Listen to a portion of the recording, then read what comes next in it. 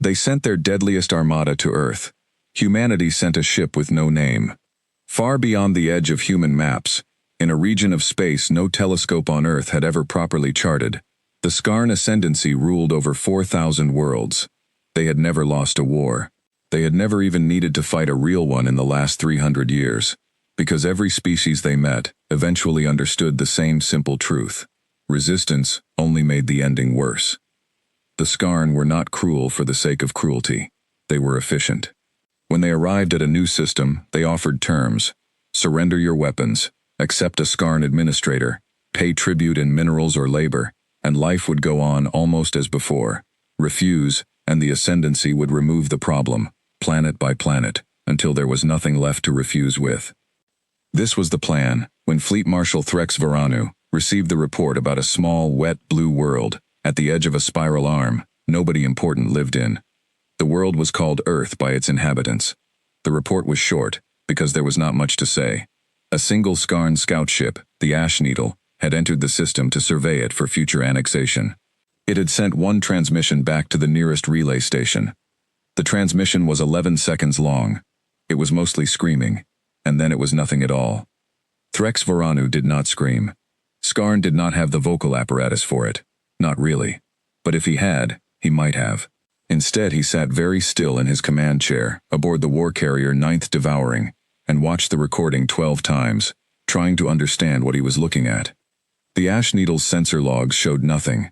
No enemy fleet decloaking, no weapons signature, no gravity well collapsing on top of it. One moment the ship existed, the next moment it did not, and the recording showed only a bright flash, and then silence. And in the last half second before the feed cut out, something that might have been a ship, and might have been nothing at all, at the very edge of sensor range, gone before any system could properly identify it. Analysis, Threx said, and his tactical officer, a narrow-faced Skarn named Oves, straightened at her station. Unknown, Oves said. The Ash Needle's automated defenses never activated. Its shields never rose. Whatever destroyed it, our own ship did not consider it a threat, until the exact moment it was too late to matter. That is not possible, said another officer. It is what the logs show, Oves said. Threx Varanu had commanded fleets for 140 years, by human counting. He had broken the will of the Varan Compact in a single afternoon. He had watched 3 moons of the Okoth system burn because their leaders refused 3 separate offers of surrender. He understood fear as a tool, and he understood that the greatest tool of all was uncertainty, because a mind that does not know what killed it cannot plan against the next attack. So when the Ascendancy's High Council asked him what he recommended regarding this small blue world called Earth, he did not recommend caution. He recommended overwhelming force. Send everything. Send so much firepower that whatever destroyed the Ash Needle would be buried under sheer numbers before it could ever act twice. The Council agreed. Within one Skarn cycle, the largest armada the Ascendancy had assembled in 2 centuries began gathering at the staging point, 3 jumps from Earth's system. 412 warships, 6 war carriers, each large enough to hold a small city, 200,000 Skarn soldiers, and enough ordnance to turn a planet's crust to glass 3 times over, though of course that was not the intention. The intention was surrender, followed by administration, followed by tribute. Destroying the planet would waste a perfectly good planet. Threx Varanu named the operation the Silent Correction because he expected it to be quiet. He expected the humans, whoever and whatever they were, to see 400 warships arrive in their sky and understand, in the same way every other species eventually understood, that there was no version of this where they won. He did not know yet that humanity had already decided otherwise. 300 million kilometers from where Fleet Marshal Threx Varanu was reviewing troop deployment schedules, in a shipyard buried inside a hollowed-out asteroid that did not appear on any public star chart, a woman named Captain Elena Reyes stood on an observation platform and looked down at the ship that had eaten 11 years of her life. It had no name. That was not an accident, and it was not because nobody had thought of one. 3 separate naming committees had submitted lists. The Joint Earth Defense Council had rejected every single one. Names created records. Records could be found, traced, leaked, decoded by an enemy patient, enough to try. So the ship that Elena Reyes commanded existed in exactly one official document, a single line in a classified budget appendix that read, in its entirety, Vessel designation, none. Authorized. Continue. The crew called it different things depending on their mood. Some called it the Ghost. Some, on bad days, called it the Coffin. Most of the time, they just called it her, the way sailors on Earth's oceans had always spoken of their ships, as if giving it a pronoun was enough, and a name would only be a promise the war might not let them keep. Elena had been a 19-year-old engineering cadet when the first serious proposals about deep space defense began circulating through Earth's militaries. Back then, humanity had barely finished arguing about climate treaties and orbital debris. Nobody imagined an actual invasion. But a small group of scientists, backed by an even smaller group of governments willing to keep a secret, had noticed something strange about a pattern of radio silence spreading outward from certain star systems over the decades, an absence where there should have been noise. Whole systems, once faintly detectable through leaked electromagnetic chatter, going quiet, one after another, moving closer. It took the scientists 4 years to convince anyone in power that this pattern meant something was clearing the space around Earth, the way a farmer clears a field before planting. It took another 6 years to get funding for what became known, in the handful of documents that existed at all, as Project Threshold. The idea behind Threshold was almost embarrassingly simple, once you accepted the premise. Humanity could not outproduce an interstellar empire. Whatever was coming, if anything was coming, would likely field more ships, more soldiers, more of everything measurable. So the engineers of Project Threshold stopped trying to build more. They built one thing, better, stranger, and harder to predict than anything a conventional war college would approve. The result sat below Elena now, held in dry dock by magnetic clamps thick as bridge cables. It was not beautiful in any traditional sense. It had no smooth, elegant hull, no gleaming symmetrical lines like the concept ships in old films. It was built in irregular, overlapping plates, dark as unlit coal, each plate individually adjustable, able to shift its angle in fractions of a second to scatter incoming fire, or reroute heat signatures, or simply change the ship's outline so that no sensor sweep ever returned the same silhouette twice. Its designers had studied cuttlefish, moths, deep-sea creatures that survived not through strength but through never quite being what a predator expected to see. It carried no massive gun batteries, no rows of missile tubes visible from the outside. Its weapons were smaller, faster, more numerous, and mounted so they could be redirected almost instantly, because the engineers had decided long ago that a war against something bigger and stronger could only be won by refusing to fight the war the enemy expected. Its reactor, buried at the ship's core, was a design so experimental that only 9 people alive fully understood its mathematics, and 2 of them were currently standing beside Elena on the platform. "She's ready," said one of them, a quiet, gray-haired engineer named Dr. Priya Anand, who had spent the last decade of her life inside this asteroid and had not seen the sky in 8 months. "As ready as 11 years, and every dollar we could hide from budget auditors can make her." "Ready for what, though?" Elena said. "We've never fired her weapons at another ship. We've never tested the plating against an actual sustained bombardment. We've simulated. We've modeled. We have never once done this for real." "No," Priya agreed. "But neither has whoever's coming. Nobody in the galaxy has ever fought a ship like this before. Because nobody has ever built one. That's the whole point. She's not supposed to win by being stronger. She's supposed to win by being impossible to plan for." Elena did not answer right away. She had read every threat report Earth's tiny intelligence network had managed to piece together over the past 2 years, cobbled from intercepted alien communications. From the wreckage of the one scout ship her ship's shakedown patrol had destroyed 18 months earlier. From long nights of analysts trying to translate a language built on frequencies human ears could barely register. She knew, in the abstract, numeric way, that intelligence reports always presented horror, that whatever was coming would likely outnumber Earth's entire defense fleet by a factor of 10 or more. She also knew that Earth's defense fleet, such as it was, consisted mostly of retrofitted orbital platforms and a scattering of corvettes that would not survive contact with a real war carrier for more than a few minutes. If the numbers the analysts projected were even close to right, Earth's conventional forces existed for exactly one purpose: To buy time. Time for evacuation. Time for civilian shelters. Time, if the reports were as bad as feared, for one ship with no name to do something that 400 warships would not see coming. Get the crew to the briefing deck, Elena said finally. All of them. I want everyone to hear this from me, not from a memo. 2 hours later, 41 men and women sat crowded into the ship's cramped briefing deck, a room designed for maybe 30. Elena stood at the front, a star chart glowing behind her, showing Earth's system and, far beyond it, a cluster of contact points where automated deep space buoys had begun registering faint but unmistakable gravitic disturbances, the kind large ships made when they moved in formation. 4 days ago, Elena said, our outer relay buoys picked up movement, a lot of movement.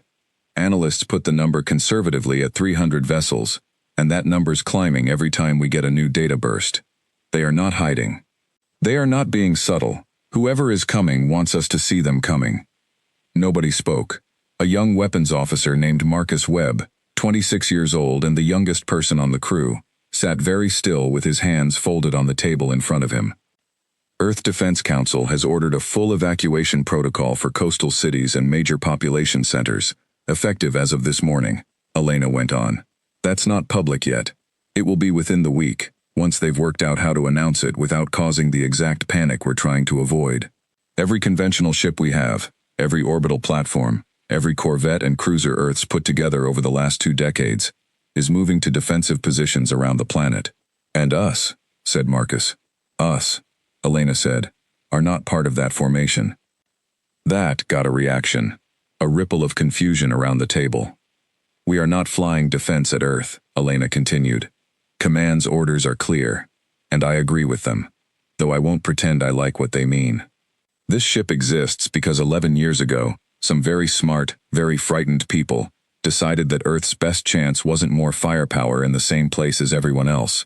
It was one ship, capable of moving faster and stranger than anything in an enemy fleet expects, positioned to do things a straight defensive line cannot do. Cut off supply, hit command ships, create the kind of chaos that makes 400 vessels start shooting at things that aren't really there. So we're not defending Earth, said Priya from the back of the room, though she already knew the answer and was asking it for the others. We're going to make sure Earth has something to defend, Elena said. We are going to go find out exactly what's coming, how it's organized, and where it's weak, before the rest of the fleet ever has to fire a shot.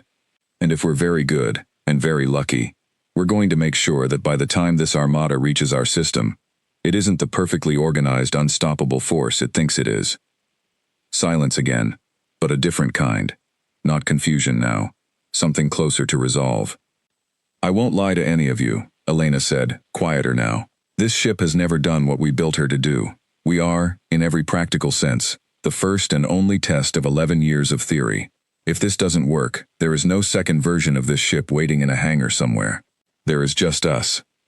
Then I guess we'd better make it work, Marcus said, and a few tired laughs went around the table, the kind of laughter that exists mostly to remind everyone in the room that they were still capable of it. Elena looked around at her crew. Engineers who had built half the ship's systems with their own hands, pilots who had spent 11 years training in simulators for a fight none of them had ever truly believed would come.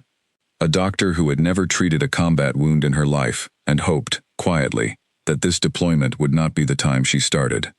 41 people, about to fly a nameless ship out to meet an armada, 400 strong, because nobody else could. We launch in 6 hours, Elena said. Get some rest if you can. After that, there won't be much time for it. The crew filed out slowly, quietly, each carrying the particular weight of people who understand, for the first time in their lives, that the thing they trained for was actually, finally, here. Elena stayed behind a moment longer, looking at the star chart, at the cluster of red points representing an armada that did not yet know her ship existed, and would not, if everything went according to 11 years of planning, ever learn its name. Because it did not have one. Before the crew dispersed to their bunks, a few of them lingered near the mess hall, unwilling yet to let the day end. Dae-Hyun Park, the sensor specialist, sat with a cup of coffee he had no intention of finishing, staring at nothing in particular. He had joined Project Threshold 6 years earlier, straight out of graduate school, drawn less by patriotism than by curiosity about the strange gravitational anomalies the recruiters had shown him during his interview. He had never quite believed, deep down, that any of it would matter. Anomalies were interesting. Wars were something that happened to other generations, in other centuries. "You scared?" asked a young pilot named Rosa Delgado, dropping into the seat across from him. "Terrified," Daehyun admitted. "You?" "Constantly," Rosa said, and managed something like a smile. "But I keep thinking about my grandmother. She used to tell me stories about being a kid during a war she didn't start, and couldn't stop. How the only thing that got her and her family through it was that somebody, somewhere, was doing something to make it end faster. I like the idea of being that somebody for someone else, even if I never find out who." Daehyun didn't have a response to that, not really, so he just nodded and let the quiet sit between them for a while. The particular comfortable silence of two people who understood they were about to do something neither of them could take back. Far above them, unheard and unknown to anyone aboard the ship with no name, Fleet Marshal Threx Voranu was reviewing his own crew rosters aboard the 9th Devouring, a routine task he performed before every major campaign. He had commanded some of these officers for decades. Oves had served under him for 31 years, since she was young and eager and convinced, as most young Skarn officers were, that the Ascendancy's endless campaign of expansion was simply the natural order of things, the strong organizing the weak for the benefit of both. Threx had believed that once too. He believed it less certainly now, though he would never have said so aloud, not even to Oves. 400 years of unbroken conquest had a way of feeling less like destiny and more like momentum the longer a person served inside it, a machine that kept moving forward because stopping it had simply never once been tried. He did not know, reviewing personnel files in the quiet hours before the fleet's final approach to Earth, that stopping it was about to be attempted by exactly one ship, crewed by 41 people who did not share his 4 centuries of certainty, and who were, in their own small and stubborn way, about to test whether momentum alone was enough to win a war against something it had never had to account for. 6 hours later, in absolute silence, without a single word broadcast on any frequency, the ship with no name slipped out of the asteroid shipyard and turned its dark, irregular hull toward the edge of the solar system, and beyond it, toward whatever was coming. Far away, aboard the war carrier 9th Devouring, Fleet Marshal Threx Voranu gave the order to begin the final approach to the system called Earth, entirely unaware that something was already moving to meet him, something with no designation in any database, no history in any war record, and no name for his intelligence officers to search for. The silent correction was about to become anything but quiet. They sent their deadliest armada to Earth. Humanity sent a ship with no name. The armada crossed into the outer edge of Earth's solar system on what human calendars would have called a Tuesday, though nobody aboard the 412 Skarn warships cared what the natives called their days. Fleet Marshal Threx Voranu stood on the command deck of the 9th Devouring and watched the local star grow slowly brighter on the main display, a small yellow point that would soon be close enough to cast real light across his hull. He had run operations like this more times than he could easily count. The pattern rarely changed. Enter the system in a wide, visible formation. Let the locals see the size of what had come for them. Broadcast terms of surrender on every frequency their technology could receive. Wait the required interval. Then, if no surrender came, begin removing their defenses in careful, deliberate order. Largest threats first, until the terms were accepted, or there was nothing left capable of refusing them. What made him uneasy, in the quiet part of his mind he did not share with his officers, was the missing scout ship. The Ash Needle's destruction had never been explained, and unexplained things did not fit anywhere in a plan built on centuries of predictable outcomes. He had increased his formation's escort density around the 9th Devouring by 20%. He had ordered sensor sweeps run at triple the standard frequency. He told himself this was simply good practice. He did not fully believe it. "Fleet Marshal," said Oves from the tactical station, "long-range sensors are picking up the local defense fleet. Estimate 110 vessels, mixed classes. Nothing that registers above what our threat models call minimal resistance capability." "As expected," Threx said. "There is one anomaly," Oves added. Threx turned his head slightly. "Define anomaly." "A contact at the edge of sensor range, past the fifth planet's orbit. It does not match any known vessel profile. It appeared for approximately 4 seconds, then its signature became inconsistent with continued tracking. Inconsistent how? It changed shape, Oves said, and even her carefully trained voice carried a note of something like discomfort. Not maneuvered, changed.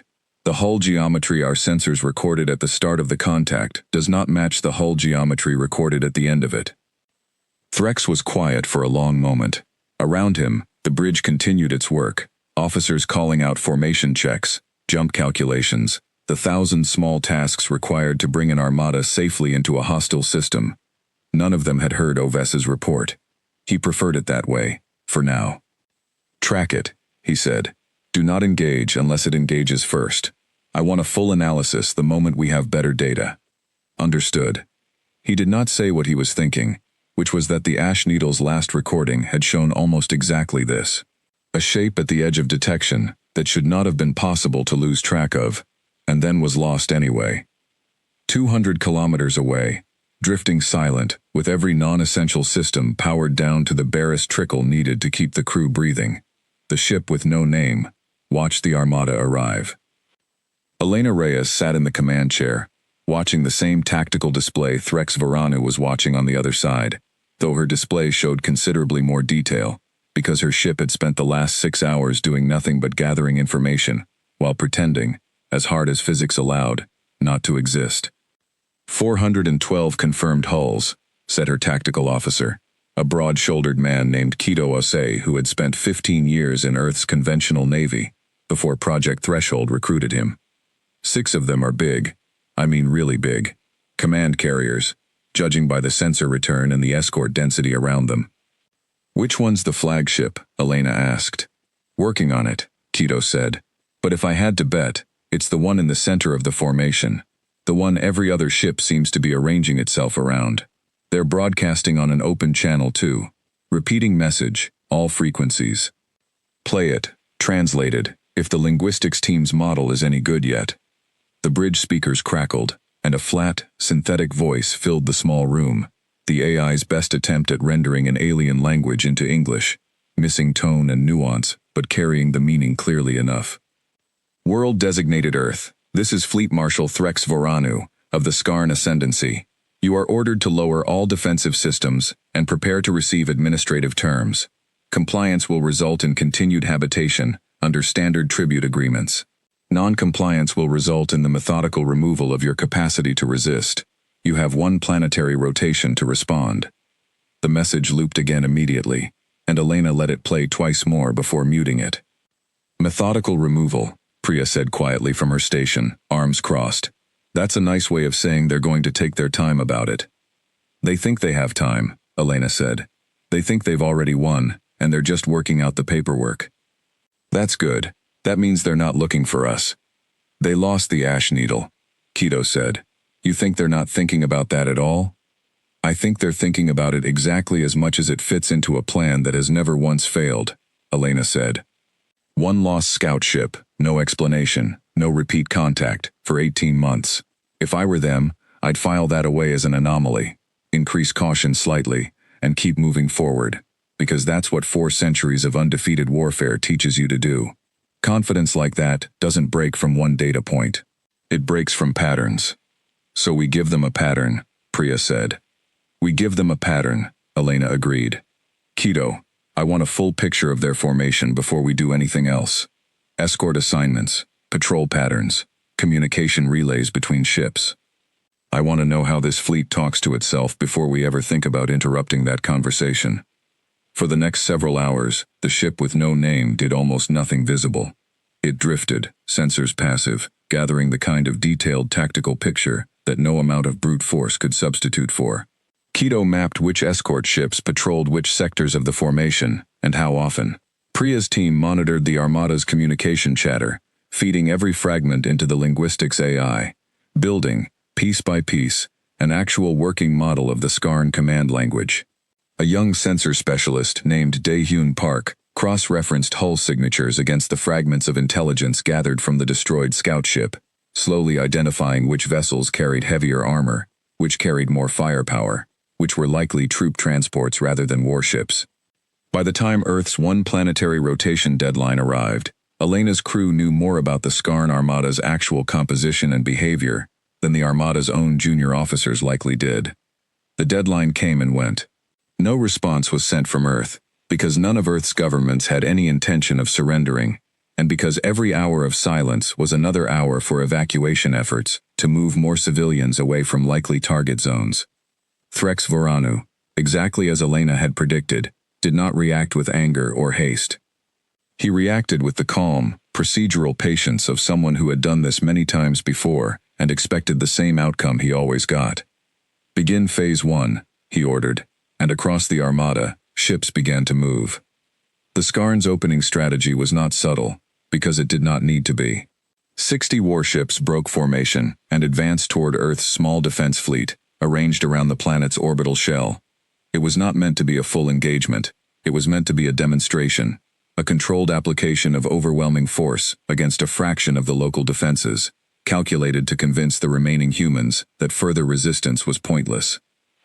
Admiral Sophia Vance, commanding what remained of Earth's conventional fleet from her flagship the Endeavour, watched the 60 ships approach on her tactical display, and felt something cold settle into her chest. Her entire fleet numbered 111 vessels, most of them corvettes and light cruisers never designed to fight anything larger than pirates or debris. 60 Skarn warships alone likely carried more combined firepower than her whole command. "Orders, Admiral?" asked her tactical officer. Sophia had received exactly one communication from Project Threshold's liaison before the Armada arrived. A short, encrypted message that told her almost nothing about what the classified ship intended to do, only that it existed, that it would not be flying in formation with her fleet, and that her orders were to hold position, absorb what she could, and above all, survive as long as possible. "Hold formation," Sophia said. "Concentrate fire on their lead elements. We are not winning this fight today. We are making it expensive." The battle that followed lasted 11 minutes. 11 minutes was longer than the Skarn tactical models had projected, longer than 4 centuries of similar engagements against less advanced species usually took, because Earth's ships, outgunned as they were, fought with a stubbornness that the Skarn database had no accurate category for. Corvettes rammed larger vessels rather than retreat. Damaged cruisers continued firing, even as their hulls broke apart around their crews. Sophia lost 31 ships in those 11 minutes. She also, to the genuine surprise of the Skarn commander leading the demonstration force, destroyed 4 of their 60. It was not a victory. It was not close to a victory, but it was not the quiet, orderly surrender that 400 years of Skarn history had trained the Armada to expect either, and word of it spread quickly through the fleet's communication network, an unsettling little rumor traveling ship to ship. The natives were not behaving correctly. Aboard the Endeavour, Sophia Vance sat alone in her ready room after the engagement ended, going over the names of the crews she had lost, 31 ships worth of people she had trained alongside, eaten meals with, promoted, disciplined, and in more cases than she wanted to count, personally recruited. She had known, going in, that this was the cost of the plan. Knowing it in advance did not make the list of names any shorter, or any easier to read. Her communications officer knocked quietly and stepped inside. "Admiral, Earth Defense Council is requesting a status report." "Tell them we held," Sophia said. "Tell them we're still here, and we're not going anywhere." "And the losses?" "Tell them the truth," she said. 31 ships, and every single one of them meant something. But tell them this too. 4 Skarn warships aren't coming home either, and that fleet out there just learned that this planet doesn't fold on the first push. Whatever else happens, that matters. She did not know, sitting in her ready room with a list of names she would carry for the rest of her life, that on the far side of the Armada, a nameless ship had spent the entire battle watching in silence, gathering the information that would let it strike back in ways her own fleet could never attempt. She only knew that her orders had been to hold and to survive, and that she had done both, at a cost she would spend a long time learning to live with. Aboard the ship with no name, Elena watched the entire engagement on passive sensors, jaw tight, hands gripping the arms of her command chair hard enough that her knuckles went pale. "We could have helped them," Marcus said quietly from the weapons station. It was not quite a question. "If we'd engaged, we'd have revealed exactly what we are and how we fight. 30 minutes into a war that's going to last a lot longer than 30 minutes, Elena said, and her voice was steady, even though nothing about how she felt was steady at all. Sophia Vance knew what her fleet's job was today. She agreed to it before we ever launched. Every ship she loses buys us the thing we need most right now, which is time the Skarn think they have. Doesn't make it easier to watch, Marcus said. No, Elena agreed. It doesn't. The demonstration force, having proven Earth's fleet weaker, but strangely more resistant than expected, withdrew back toward the main armada to regroup and report. Threx Voranu received the results with the same procedural calm he applied to everything, though Oves noted, in a report she kept to herself, that he asked for the same battle recording to be replayed 4 times, studying something in the footage the rest of the analysis had not flagged as significant. What he was looking at, again and again, was the moment a small human corvette, already burning, had turned directly into the path of a much larger Skarn cruiser, rather than break off and try to survive. The pilot had known, almost certainly, that the maneuver would not save the fleet, would not even meaningfully damage the cruiser. He had done it anyway. Threx Voranu had conquered 4,000 worlds. He had never once seen a species do that. Fleet Marshal, Oves said carefully. Orders for tomorrow's phase? Full engagement, Threx said. No more demonstrations. If they intend to fight past all reason, then we remove their capacity to do so as quickly as possible, before this becomes something other species start hearing about. What he did not say, because he did not yet have the words for it even in his own mind, was that some old, careful instinct, built over a century and a half of conquest, was quietly telling him that something about this small blue world was different from the 4,000 that came before it, and that instinct, so far, had never once been wrong. Behind the drifting silence of a ship with no name, Elena Reyes finished compiling the tactical picture her crew had built over the last day, and turned to her small, exhausted bridge crew with the particular calm of someone about to ask people she cared about to do something extremely dangerous. Tomorrow, she said, they come in force, and tomorrow, we stop watching. Nobody on the bridge said anything for a moment. Then Kido Osei leaned forward, cracked his knuckles once, and pulled up the tactical map Elena had spent the last day building. Priya rubbed her eyes, tired but focused, and joined him at the display, tracing the pattern of communication relays her linguistics, AI had spent the day mapping between ships. If we're careful about it, we can pick targets that hurt their coordination without provoking an all-out hunt for us right away. Small enough to look accidental, at least at first. Big enough that they can't ignore it entirely. That's the balance, Elena agreed. We're not trying to win a war of attrition against 400 ships. We don't have the numbers, and we never will. We're trying to make an armada that has never had to think about being wrong, start doubting every decision it makes. That kind of doubt is worth more than any single ship we could ever hope to destroy. Marcus looked at the tactical display for a long moment, at the sprawling formation of Skarn vessels, arranged with the calm, practiced precision of an empire that had never truly been tested. You really think that's possible, making something like that afraid? I think, Elena said slowly, that every empire that's ever existed, human or otherwise, has one thing in common. They get so used to winning that they forget what it feels like to actually be uncertain. We're not going to outgun them. We're going to remind them what uncertainty feels like, and let that do some of the fighting for us. Down in engineering, far from the bridge, Priya's team began the quiet, exacting work of recalibrating weapon systems that had never once fired outside of simulation, checking targeting solutions against the fresh tactical data Kido had spent the day compiling. Nobody spoke much. There was not much left to say that the work itself did not already answer. 11 years of theory was about to become something else entirely, and the only way to find out if it would hold was to try it against a fleet that did not yet know it was fighting a war at all. Then let's talk about where we hit them first, Kido said again, quieter now, and the ship with no name began, quietly and without a single broadcast signal, to plan the opening move of a war that 400 vessels did not yet know they were already losing. They sent their deadliest armada to Earth. Humanity sent a ship with no name. Kido Osei had spent most of the night mapping the armada's patrol routes, and by the time the bridge crew gathered again, he had found what he was looking for. It was not a weakness in the armada's weapons or its shields. It was a weakness in its habits. They rotate escort ships around the 6 command carriers every 4 hours, Keto said, pulling up a slowly rotating diagram of the Skarn formation. Standard pattern, textbook spacing, and they haven't changed it once since they arrived. My guess is, they've run this exact rotation on 4,000 other worlds, and never once had a reason to think about it differently. Which carrier is weakest during rotation? Elena asked. Keto tapped the display, and one of the 6 massive command carriers, tagged in the sensor logs as Devouring 7, highlighted in red. This one. It's not the flagship, but it's the supply and repair carrier for the whole eastern half of the formation. Every 4 hours, for about 90 seconds, its escort count drops from 12 ships to 4, while the relief squadron transitions in. 90 seconds isn't much, but it's something. It's not much of a target either, Priya said. A repair carrier isn't going to win us this war.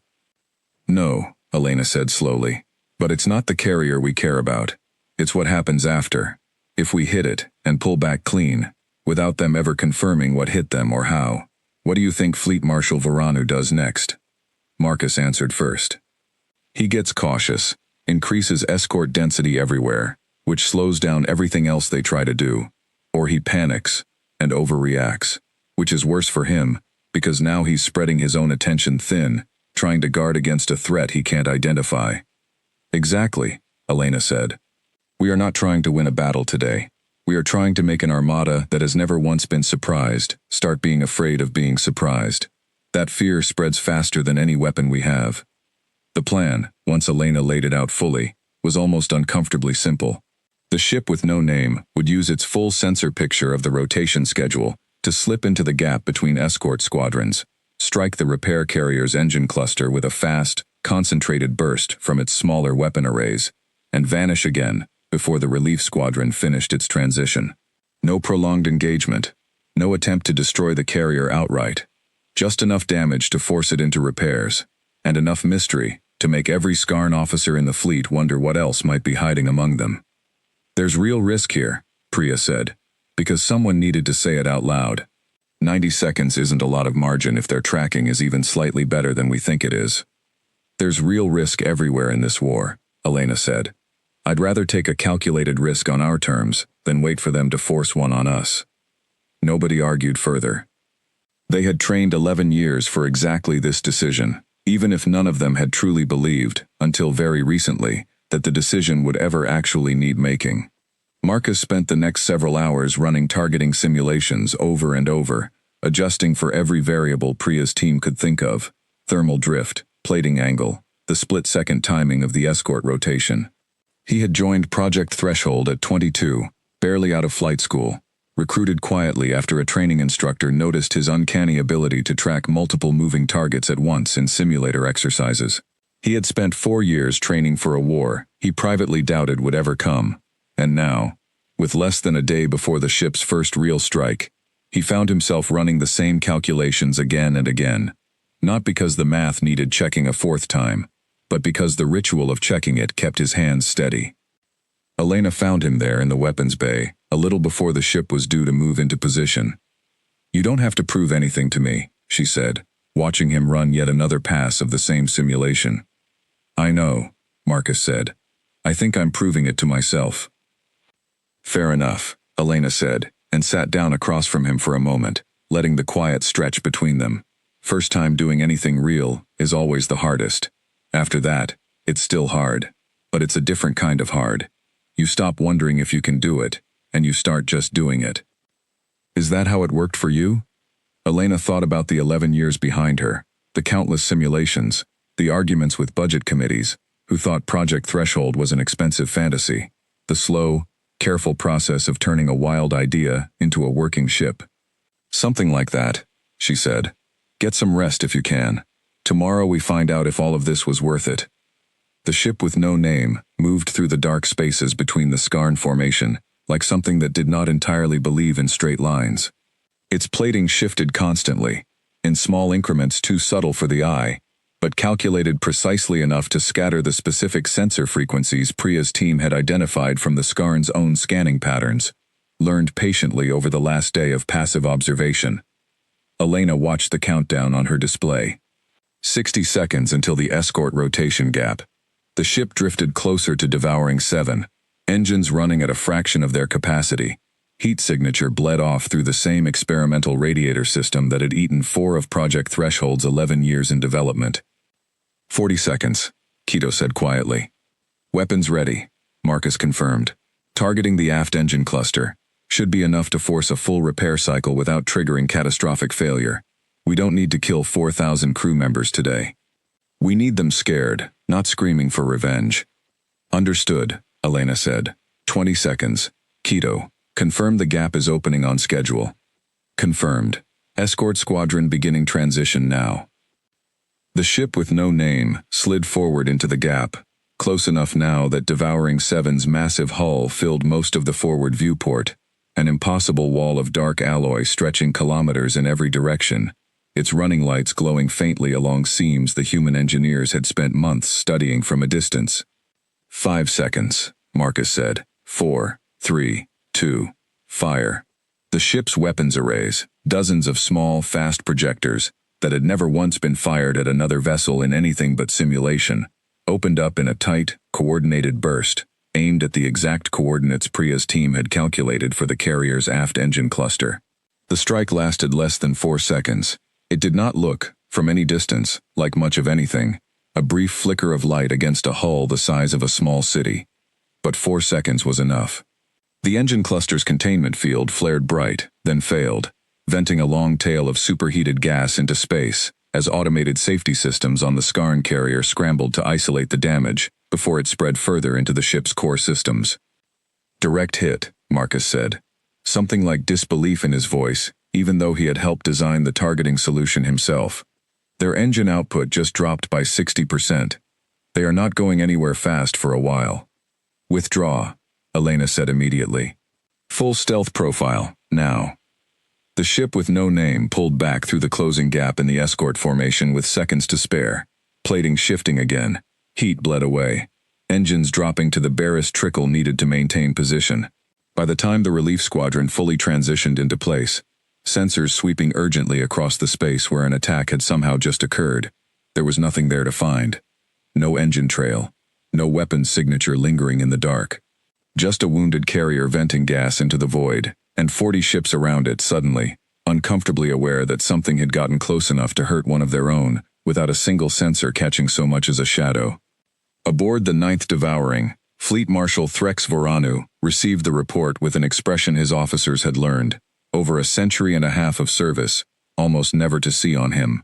Something close to unease. Explain to me, he said, very quietly, how a repair carrier surrounded by escort ships in the center of our own formation was struck by an unknown weapon that no sensor detected before, during, or after the attack. Oves did not have a comfortable answer, so she gave him the honest one instead. We don't know, Fleet Marshal. Devouring 7's own automated defenses never triggered. The escort squadrons on either side of the transition gap recorded nothing unusual until the damage had already occurred. Whatever struck the carrier was either significantly faster than our detection threshold, or it was positioned inside our formation before the attack began, undetected. Inside our formation, Threx repeated. It is the more likely explanation, Oves admitted, which would mean it has been with us, in some capacity, since we entered the system, possibly longer. Threx was silent for a long moment, staring at the tactical display, at 411 ships arranged in careful, disciplined formation around a single wounded carrier, and felt, for the first time in longer than he could easily remember, the particular cold weight of not understanding his enemy. 4,000 worlds. He had studied the tactics of every meaningful resistance the Ascendancy had ever encountered, and there was a pattern to all of it, a shape that conquest always eventually took. Species fought with what they had, using strategies built from their own history, their own instincts, and eventually, when the numbers became undeniable, they stopped. This was different. This did not feel like a species fighting with what it had. It felt like a species that had built one very specific, very deliberate answer to exactly this situation, and was now testing that answer, piece by piece, against him. Increase escort density across the entire formation, he ordered. Full active sensor sweeps, all frequencies, continuous. I want every ship in this fleet watching not just outward, toward the planet, but inward, at each other. If something is hiding among us, I want it found. Understood, Fleet Marshal. Should we accelerate the timetable for planetary engagement? Threx considered this for a long moment. Every instinct built over a century and a half told him to press forward, to overwhelm the problem with the same weight of force that had solved every other problem the Ascendancy had ever faced.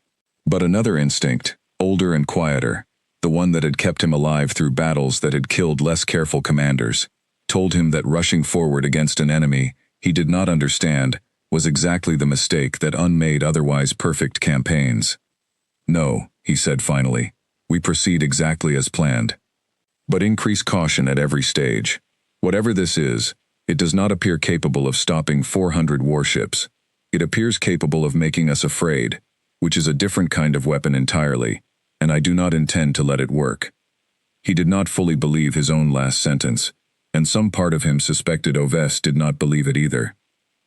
But an armada needed a leader who sounded certain, even when certainty was, for the first time in a very long career, becoming difficult to hold on to. Back aboard the ship with no name, the mood on the bridge was a strange mixture of exhaustion and something close to disbelief. It had worked.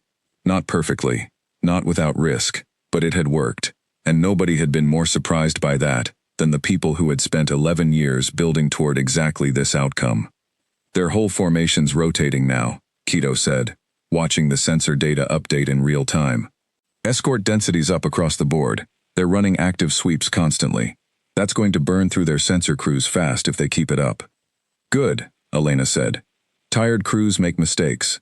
Nervous fleets waste resources watching shadows instead of watching the actual threats in front of them. They'll adapt eventually, Priya warned. An enemy that's been undefeated for 400 years didn't get that way by staying confused forever. No, Elena agreed, but every hour they spend adapting to us is an hour they're not spending advancing on Earth. And every adaptation they make now is one we've already planned 3 moves past. She looked around at her crew, tired but steady. 41 people who had just, for the first time, proven that 11 years of theoretical engineering could translate into something that actually worked against a real enemy in real space. This was one carrier, Elena said. One small piece of a much larger fight. Don't let it make anyone here overconfident. We got lucky with timing today, and luck is not a plan we can build a war around. Get some rest.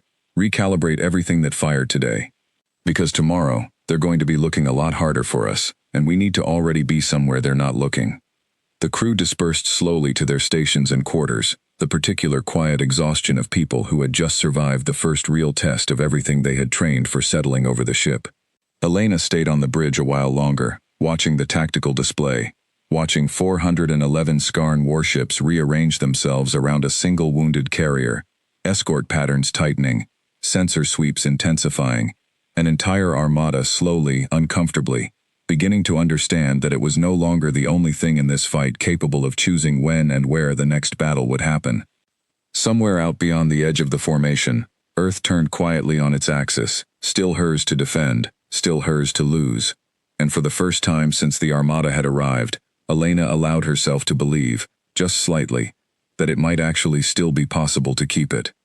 Down in the crew quarters, Rosa Delgado sat with Dae-Hyun Park, both of them too wired from the day's events to sleep.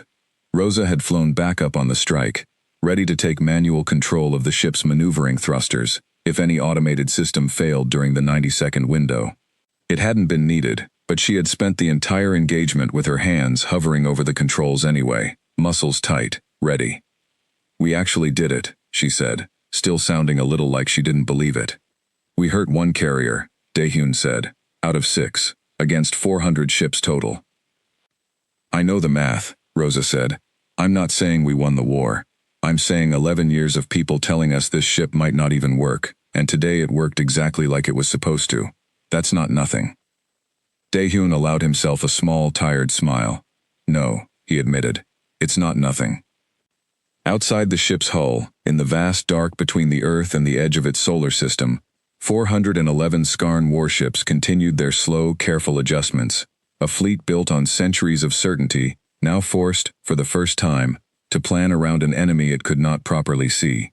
And somewhere among the drifting debris and quiet stars, A ship with no name rested, briefly, before the next test of everything it had been built to do. They sent their deadliest armada to Earth. Humanity sent a ship with no name. 5 days passed, and in those 5 days, the ship with no name struck the Skarn Armada 11 more times. Elena Reyes never let her crew repeat a pattern.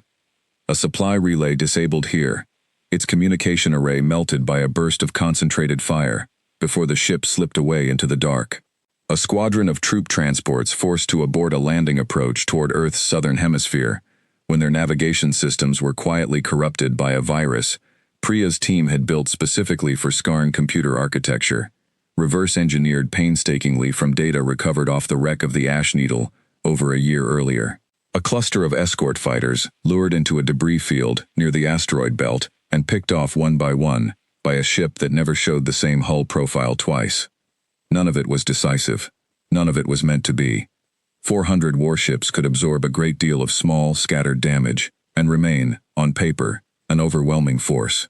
But paper did not fight wars. People did, and the people aboard 400 Skarn ships were beginning to feel something that Fleet Marshal Threx Voranu's 4 centuries of undefeated campaign history had never really prepared his officers to manage. They were beginning to feel hunted. Casualty reports for the last 5 cycles, Oves said, standing at attention in Threx's private command room aboard the 9th Devouring, her voice carefully neutral, in a way that told him she was working hard to keep it that way. 211, confirmed dead, across 11 separate incidents. No ship lost outright, but 4 vessels currently out of active service for repairs, and crew morale across the Eastern Formation has dropped measurably, according to routine psychological monitoring. 211, Threx repeated. It was a small number, by the standards of real war. He had lost more than that in single afternoons during the conquest of harder worlds. But those had been open battles, understood battles, casualties that made sense within the shape of a fight he could see and plan against. This was different. This was 211 deaths, spread across 11 incidents, that his own intelligence officers still could not fully explain. Each one a small, precise wound, delivered by something his sensors kept failing to properly track. There is also this, Fleet Marshal, Oves said, and something in her tone made him look up. Communication intercepts, not from the humans, from our own crews, informal channels, unauthorized, spreading between ships faster than we can suppress them. Spreading what? A name, Oves said. The crews have started calling it something. Not a designation from any intelligence briefing. Something that started, we believe, aboard one of the escort ships that survived the ambush near the asteroid field 3 days ago, and has since spread across most of the formation. Tell me. They call it the Shroud, Oves said. Because nothing that has ever seen it clearly has lived long enough to describe it properly. Threx Voranu sat with that for a long moment, in the particular silence of a commander, realizing that his enemy had done something far more dangerous than sink 4 of his ships. It had given itself a name that his own soldiers had chosen for it, out of fear, without any input from him at all, and a name chosen that way took root in a way that no official briefing ever could. I want the Eastern Formation's escort density doubled, he said finally. And I want a full tactical review. If this ship, whatever it truly is, cannot be found through passive means, then we change how we search. The change came 2 days later, and it was, Elena had to admit privately, a genuinely intelligent adaptation. Rather than continue relying on standard sensor sweeps that the ship with no name had spent 5 days learning to evade, the Skarn began deploying small, disposable drone screens ahead of their patrol routes, cheap automated probes packed densely enough that even a ship built to scatter and confuse conventional sensors would struggle to slip through a dense enough field of them undetected. They've stopped trying to outthink us, Keto said grimly, watching the drone deployment pattern update on the tactical display. They're just trying to make the space too crowded for us to hide in. Smart, Priya admitted. Brute force applied intelligently. That's a dangerous combination. Elena studied the pattern for a long time before speaking. The drone screens were spreading across nearly a third of the formation now, dense clusters of small automated sensors relaying constant data back to the command carriers, closing off exactly the kind of gaps her ship had been exploiting for the last 5 days. They're not covering everywhere, she said finally. They're covering where we've already hit them. which means they're reacting to us instead of anticipating us. That's still a weakness, even if it's a smarter one than before. For how long, though? Marcus said. Eventually they cover everywhere. Eventually there's no gap left. Then we stop looking for gaps in their formation, Elena said, and start looking for gaps in their plan. She pulled up the broader tactical picture, the full deployment of the Armada across Earth's system, 6 command carriers, hundreds of escort and support vessels, and beneath all of it, a timetable that Priya's intercepted communications had slowly, painstakingly helped reconstruct. The Skarn intended to begin full planetary bombardment preparations within the week. Methodical strikes against Earth's remaining orbital defenses and ground-based installations, clearing the way for what their own broadcasts still called administrative terms. They're building toward one moment, Elena said. A coordinated strike meant to break what's left of Earth's conventional defense in a single overwhelming action. Every escort ship, every drone screen, every bit of increased caution they've shown us this week is in service of protecting that moment. Which means that moment is also the most important thing in this entire Armada, and it's the one thing they cannot afford to have disrupted. You want to hit the strike itself, Keto said slowly. I want to hit the thing coordinating it, Elena said. Ovis, or whoever their tactical command actually is running this whole operation from somewhere. Every drone screen, every escort rotation, every adaptation they've made against us in the last week has come from a single coordinating intelligence. If we can identify exactly where that coordination lives and disrupt it at the right moment, we don't just delay their bombardment. We break their ability to run this entire campaign as one coherent operation. That's the flagship, Priya said quietly.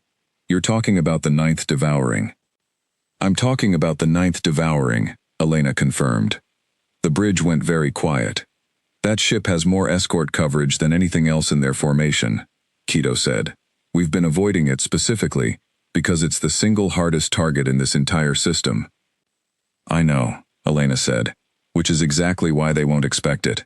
Every strike we've made in the last 5 days has hit soft targets, support ships, patrol squadrons, things on the edges of their formation. Hitting the flagship directly breaks the pattern they've been building their entire defensive posture around. It's the last thing a cautious, methodical enemy expects from an opponent that's been deliberately, carefully avoiding exactly that kind of risk. And if it goes wrong, Priya said, we lose the only ship Earth has that can do any of this. Not just this crew. The whole strategy Project Threshold spent 11 years building. Elena did not answer immediately. She looked around the bridge at her crew, tired in a way that 11 years of training had never quite prepared them for. Carrying 5 days of real combat, in ways that would take much longer than 5 days to fully process, if any of them survived long enough to try. I'm not going to pretend this isn't the most dangerous thing we've done since we launched, she said finally. But we didn't build this ship to play it safe forever. We built it because 11 years ago, some very smart people looked at the numbers and realized that safe, conventional resistance was never going to be enough to save this planet. If we wait for a perfectly safe opportunity to hurt this Armada in a way that actually matters, we will wait until Earth doesn't have anything left worth saving. Marcus spoke up from the weapons station, quiet but steady. What's the plan? Elena looked at the tactical display, at the 9th Devouring sitting at the exact center of the Skarn formation, surrounded by more firepower than the rest of the Armada combined, and felt the particular calm that came, she had learned over the last 5 days, only after a decision had already been made, and there was nothing left to do but plan it properly. We're not going to fight our way to that ship, she said. We're going to become part of the thing that's supposed to be protecting it. The plan took the better part of a day to build properly, and it relied on something Priya's team had been quietly developing since the very first strike 5 days earlier, a detailed, working understanding of Skarn communication protocols, built from thousands of hours of intercepted chatter and refined against every new adaptation the Armada had made. It would not fool a careful direct inspection, but it might, for a critical few minutes, fool an automated system running exactly the kind of tired, overextended sensor network that 5 days of increasingly desperate caution had produced.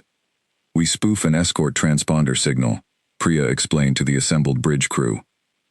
Something from the drone screens they've deployed, something their own systems will recognize as friendly at a glance.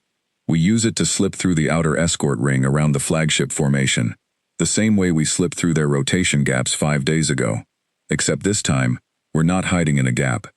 We're hiding in plain sight, disguised as one of their own patrol assets. And once we're inside the ring, Elena said, we won't have long. Maybe 90 seconds before something flags the signal as inconsistent. That's our entire window to identify their primary tactical command relay and disable it. Disable, not destroy, Marcus confirmed. We're not trying to kill the flagship. We're trying to cut the head off the coordination for long enough to break their timetable and buy Earth more time. 90 seconds inside the most heavily defended position in this entire system, Keto said, more to himself than anyone else. No pressure.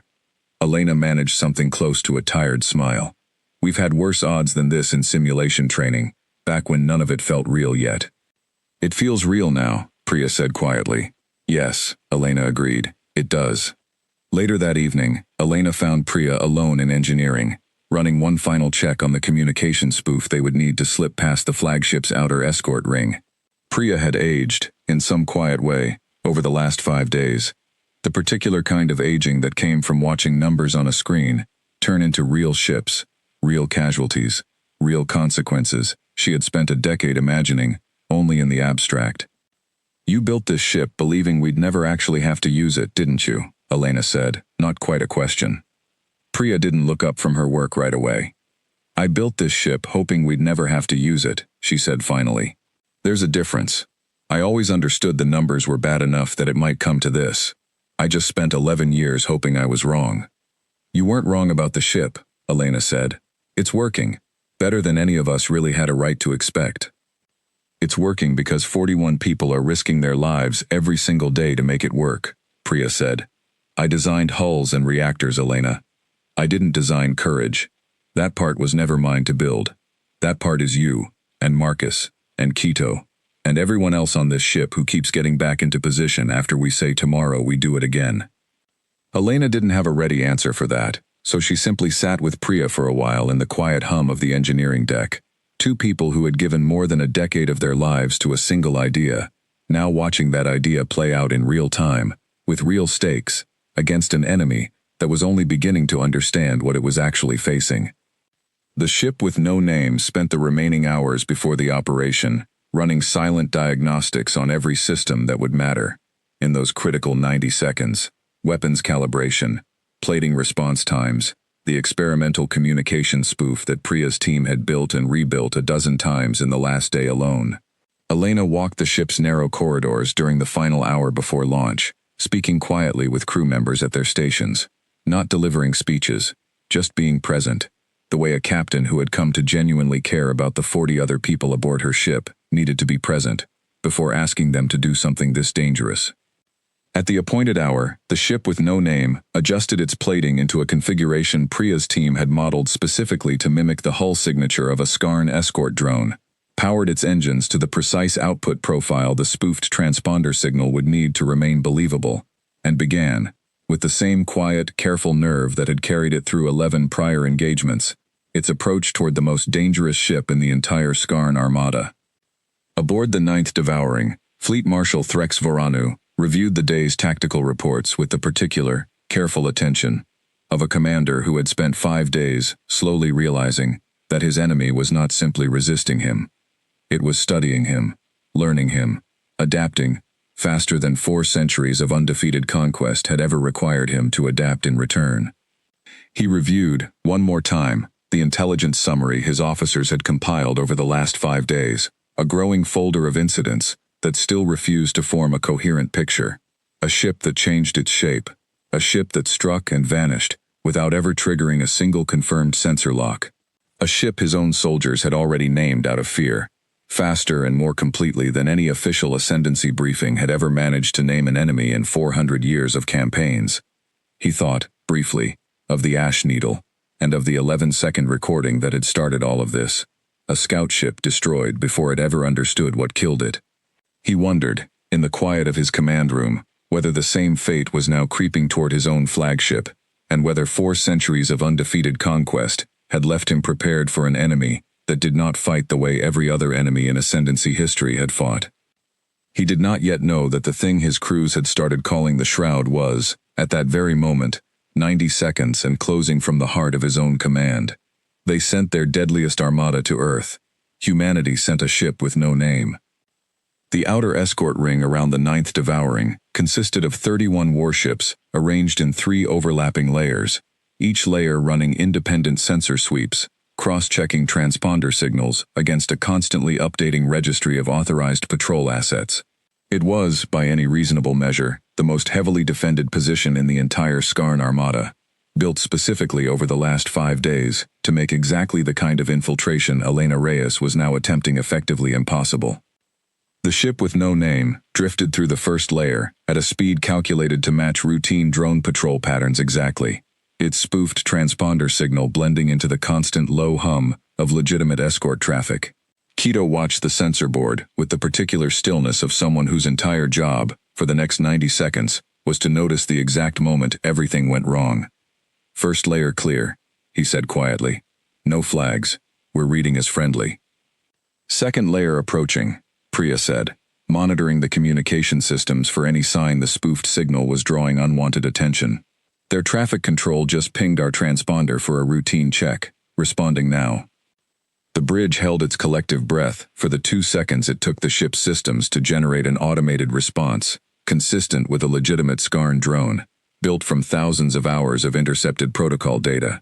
The response went out. Nothing happened. No alert. No sudden convergence of escort ships toward their position. Just the continued quiet hum of a formation that still believed, for now, that everything within it belonged there. "We're through," Keto said, something like disbelief coloring his careful professional tone. "Third layer ahead. This is the inner ring. If anything's going to catch us, it's here." Elena leaned forward slightly in her command chair, eyes fixed on the tactical display, on the massive dark shape of the ninth devouring growing larger with every passing second, close enough now that individual weapon emplacements were becoming visible along its hull, close enough that the ship with no name was, for the first time in this entire war, well within range of enough firepower to end everything Project Threshold had spent 11 years building. 60 seconds, Marcus said. Tactical relay signature identified. It's exactly where Priya's analysis predicted. Secondary hull section, forward of the main command deck. Weapons are ready. 40 seconds, Keto said. Third layer sensor sweep incoming. This is the one that matters. The seconds stretched long and thin, the particular slow motion feeling that came, Elena had learned over the last 5 days, from moments when everything that 11 years of preparation had built came down to a handful of heartbeats no amount of planning could fully control. The Skarn's third layer sensor sweep passed over their position, a wave of active scanning far more thorough than anything the outer layers had run. For 3 full seconds, nothing happened. Then, on Priya's console, a single indicator flickered from green to amber. "They flagged us," she said, voice tight but controlled. "Partial match inconsistency. They haven't confirmed it yet, but it won't take them long." "Time," Elena said. 20 seconds until we're in optimal firing position, Marcus said. "Maybe 15 before they escalate the flag to a full alert." "That's enough," Elena said. "Marcus, the moment we're in position, you fire immediately. Don't wait for my mark. The second the geometry is right, you take the shot." "Understood." The ship with no name closed the final distance in silence, its plating still holding the borrowed shape of a Skarn escort drone even as, somewhere deep in the ninth devouring's own sensor network, an automated system quietly, methodically began escalating a flagged inconsistency toward full alert status. 10 seconds. The tactical relay section grew large in the forward display, a cluster of antenna arrays and processing modules that represented, according to 5 days of painstaking intelligence work, the actual coordinating intelligence behind every adaptation the Armada had made against them. 5 seconds. Marcus's hands were steady on the weapons controls, years of simulation training finally meeting the moment it had all been built for. 3 seconds. The ninth devouring's alert klaxons began sounding, a full second too late. "Firing," Marcus said, and the ship with no name unleashed everything its weapon arrays could deliver in a single concentrated burst.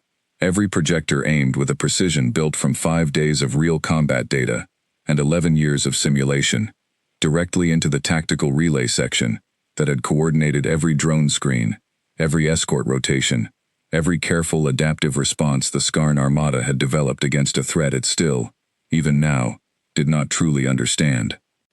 The explosion was not large by the standards of the war so far.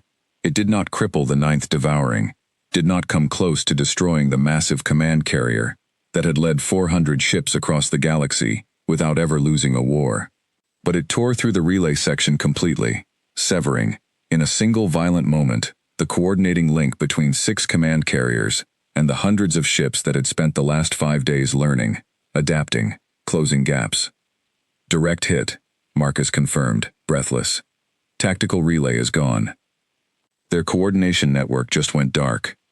Full alert across the formation, Keto reported, watching escort ships across the entire armada beginning to converge toward their position, no longer confused about what they were chasing, only where it had last been seen. We need to move, now. Go, Elena said, and the ship with no name surged away from the wounded flagship, plating shifting rapidly, through a dozen configurations, as it tore back through the collapsing escort rings, no longer disguised as anything friendly, weapons systems venting excess heat from the strike, engines running hotter than they had at any point in the entire war. Skarn fighters scrambled in pursuit, dozens of them, faster, and more numerous than anything the ship with no name had faced directly before. Marcus's hands moved constantly across the weapons controls, picking off the closest pursuers in short, precise bursts, buying seconds, always seconds, while Keto guided the ship through gaps in the collapsing formation that existed for exactly as long as it took the confused, coordinationless armada to realize where they had opened. It was the closest the ship had come to real destruction in the entire war. A fighter squadron nearly boxed them in near the formation's edge before Priya, working the ship's communication systems with desperate speed, managed to spoof one final false transponder signal. Enough confusion for 3 critical seconds that let the ship slip past the squadron's flank and out into open space beyond the armada's reach. For a long moment, nobody on the bridge spoke. The tactical display showed the ship with no name clear of pursuit, drifting now in the relative safety of open space. The Skarn Armada behind them in visible disarray, escort ships moving in confused, uncoordinated patterns, no longer directed by any single controlling intelligence. "We're clear," Keto said finally, and something in his voice cracked slightly with the release of 5 days, and one impossible 90 seconds of accumulated tension. In the crew quarters, Rosa Delgado sat with her hands still trembling slightly from the fighter engagement, 3 near misses closer than anything she had trained for in 11 years of simulations. Daehyun sat beside her, quiet, running a damage assessment on the outer plating that had taken more punishment in the last 10 minutes than in the entire war, so far combined. "I thought that was it," Rosa admitted quietly, "when that squadra boxed us in near the edge. I really thought that was it." "Priya got us out," Daehyun said. "Priya got us out," Rosa agreed, and let out a long, shaking breath. "Remind me to buy her something extremely expensive, if we ever get back to a place that sells things."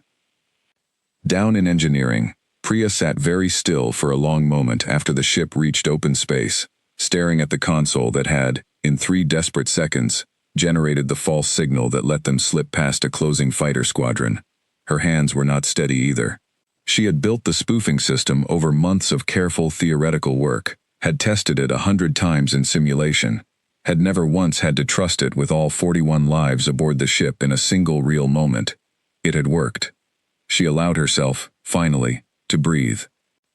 Elena allowed herself exactly 3 seconds to close her eyes and breathe before opening them again and looking at her exhausted, shaking, victorious crew.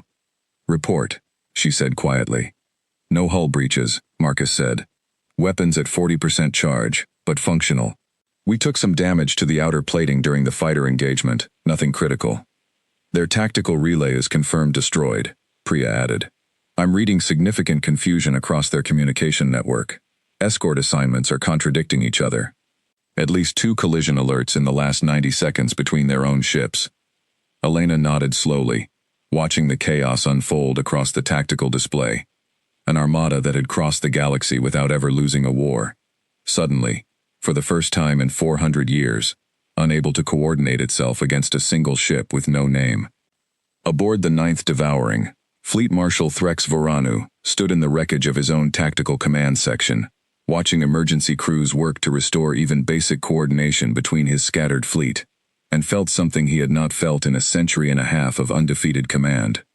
He felt afraid, not of losing a battle, but of a species he still did not understand, that had just proven it could reach into the very heart of his most protected formation, and strike exactly the thing that mattered most, and vanish again before his own crews could even properly identify what had hit them.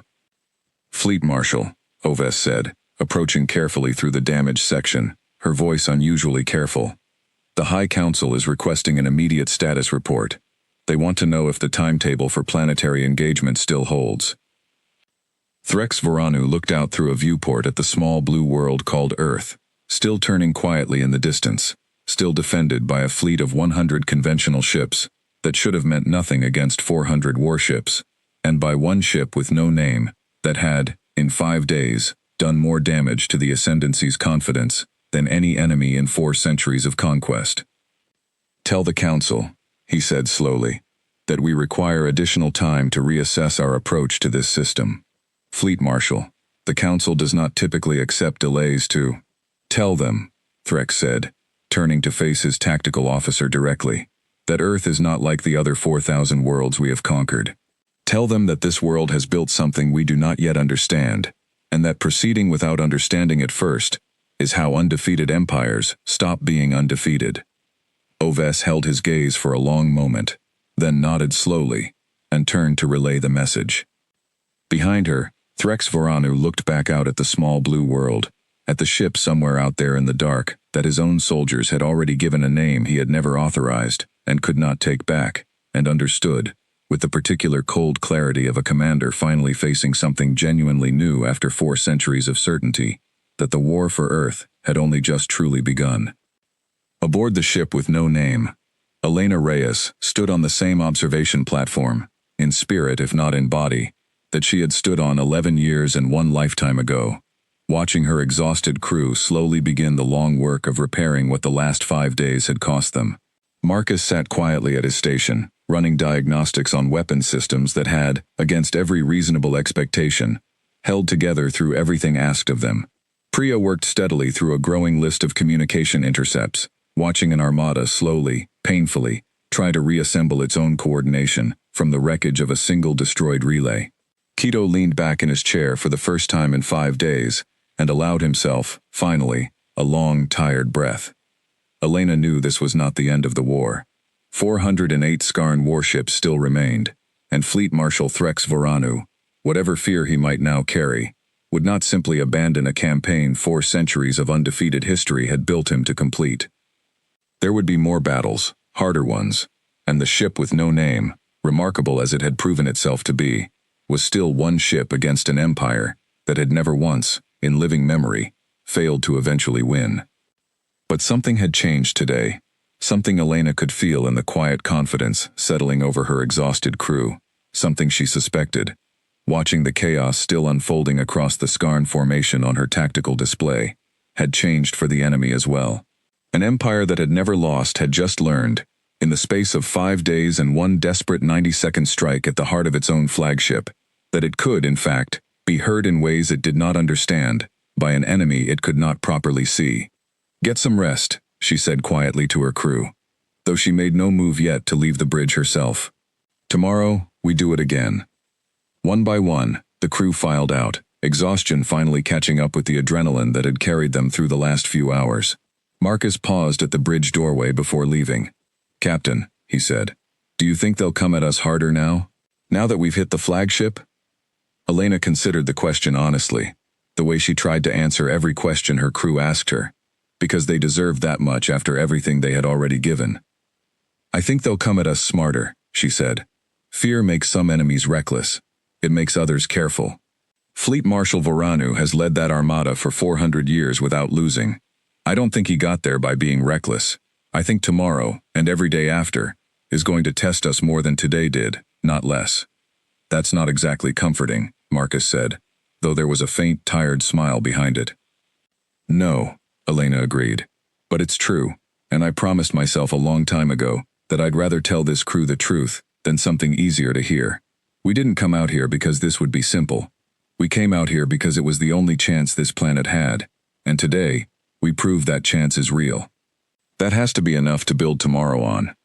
Marcus nodded slowly and left the bridge, and Elena sat alone for a while longer, watching the stars, watching the distant, disordered shape of an armada that had arrived 5 days ago, utterly certain of its own victory, and now was not certain of anything at all. Earth was still there, still turning quietly in the dark beyond the wounded armada, still hers and Sophia Vance's and every remaining soul on the planets to defend. The war was far from over, but for the first time since 400 warships had entered the solar system, expecting a quiet, orderly conquest, it was no longer entirely clear, even to the empire that had sent them, who was actually winning.